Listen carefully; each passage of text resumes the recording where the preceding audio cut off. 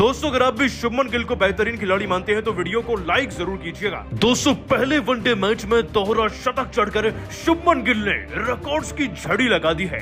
जिस मैच में रोहित कोहली पानी भरते रह गए, उस मैच में शुभमन गिल ने कैसे चौके छक्कों की बारिश करते हुए धोनी कोहली तक को पीछे पछाड़ते हुए दोहरा शतक जड़कर रिकॉर्ड्स पे रिकॉर्ड्स बना डाले।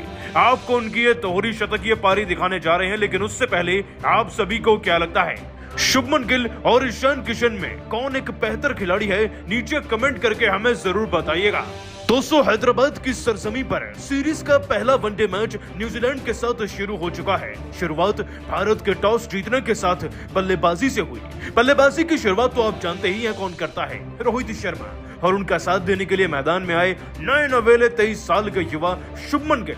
लेकिन किसे पता था यही युवा आज ऐसे रिकॉर्ड्स बना देगा, ऐसी पारी खेल देगा जिसे क्रिकेट की दुनिया के बड़े से बड़े दिग्गज भी खड़े होकर सलाम कर जाएंगे।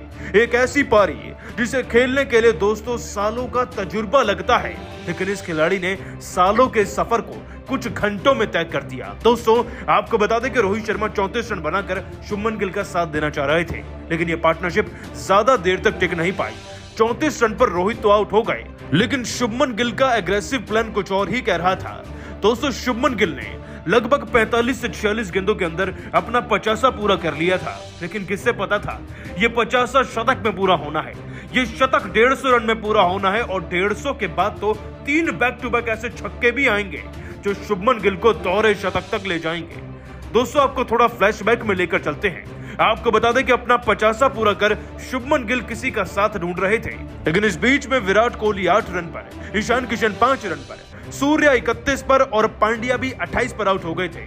मतलब कि दोस्तों, कुल मिलाकर इस बैटिंग पिच पर किसी का बल्ला नहीं चल पाया, लेकिन शुभमन गिल ने आज बल्ले से इतिहास रच दिया। दोस्तों, 87 गेंदों के अंदर शुभमन गिल ने यह सफर तय किया और अपना शतक पूरा कर लिया। इस बीच में मैदान में पांड्या उनका साथ देने के लिए आ चुके थे, लेकिन दोस्तों, जिस खिलाड़ी को भूख ही दोहरे शतक की हो, वो शतक में कहां चुप रहेगा। और दोस्तों, यकीन मानिए, जब 150 के पास थे शुभमन गिल 144 पर, तब भी इन्होंने ब्रेकवेल को छक्का जड़कर स्टाइल में 123 गेंदों के अंदर अपना 154 रन का 150 रन का सफर तय कर लिया था। लेकिन केवल 150 नहीं, अभी तो और रन आने बाकी थे, और कुछ ऐसे स्टाइल में जो हमें धोनी की याद दिला गए। दोस्तों, 150 पूरे होने के बाद तो शुभमन गिल ने मानो पीछे मुड़कर देखा ही नहीं। 137 गेंदों में ये खिलाड़ी 166 रन बनाकर फिर टिकनर को 2 गेंदों में 2 छक्के लगा चुका था। सबको लगा कि शुभमन गिल एग्रेसिव हो गए हैं, अब दोहरा शतक पास आ रहा है तो शांत होकर खेलेंगे, लेकिन ये सबकी गलतफहमी थी। दोस्तों, शुभमन गिल 182 रन पर बैटिंग कर रहे थे। पारी का 49वां ओवर शुरू होता है। फर्ग्यूसन की पहली गेंद पर गगनचुंबी छक्का देखकर हर कोई चहक जाता है, लेकिन ये तो केवल एक टीजर था, असली पिक्चर तो अभी शुरू हो ही रही थी। दोस्तों, फर्ग्यूसन की इसी गेंद पर शुभमन गिल ने एक और छक्का लगा, और ऐसे खिलाड़ी बेहद कम होते हैं जो 200 के करीब इस तरीके से छक्के जड़े। लेकिन तीसरी गेंद पर गिल ने कुछ ऐसा कर दिया जो साक्षात चमत्कार से कम नहीं था। एक और छक्का जड़ा और 3 गेंदों में 18 रन जड़कर स्टाइल में धोनी के अंदाज में इन्होंने अपना दोहरा शतक पूरा किया। और दोस्तों, तोड़ दिया क्रिकेट के भगवान सचिन के रिकॉर्ड को भी, जिन्होंने हाईएस्ट न्यूजीलैंड के खिलाफ कभी सन 1999 में 186 रन बनाए थे। ये दिग्गज बल्लेबाज ऐसे ही आगे चलता रहा और आगे चलकर अपनी पारी में 149 गेंदों में 208 रन बनाकर गया और क्रिकेट के देवता का भी रिकॉर्ड तोड़ गया।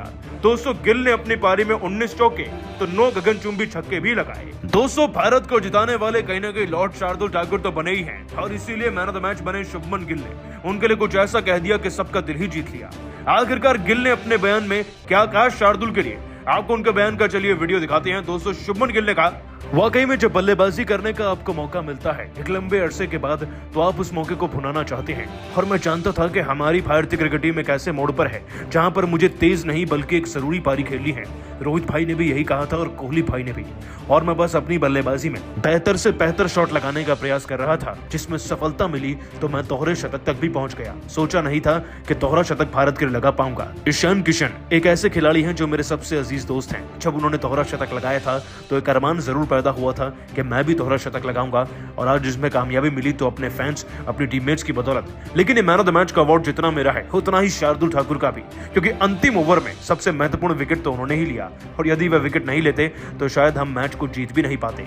तो मेरा दोहरा शतक सफल कराने के लिए और हमें जिताने के लिए धन्यवाद शार्दुल ठाकुर, ये अवार्ड आपका है। लेकिन रोहित ने कुछ कहा था, और वो क्या कहा था जिससे भारत ये हारे हुए मैच को जीत गया, उसका खुलासा खुद ठाकुर ने किया है।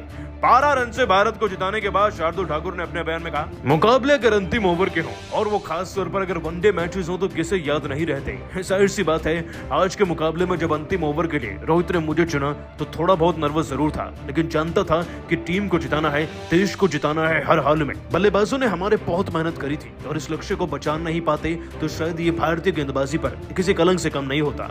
पांड्या ने जिस तरीके से 49वें ओवर में विकेट लिया, वो विकेट कहीं ना कहीं हमारे काम आ गया।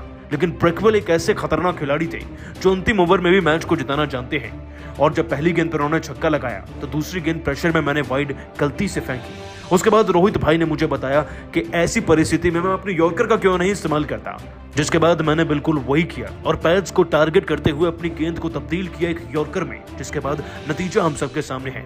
देखिए, रोहित भाई जैसा कप्तान हो तो कहीं ना कहीं मुझे धोनी भाई जैसा सहारा मिलता है, और ऐसा कप्तान ही भारत को वनडे वर्ल्ड कप भी जिताएगा। बाकी ये जीत सभी खिलाड़ियों के बराबर की मेहनत है। मैंने अंतिम ओवर में आकर कोई खास चमत्कार नहीं किया। उम्मीद है हम सीरीज को भी ऐसे जीतेंगे।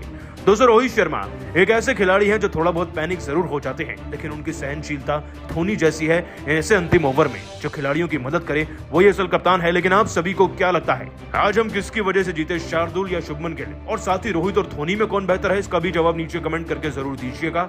रवि, सब्सक्राइब कीजिए हमारे YouTube चैनल को। धन्यवाद।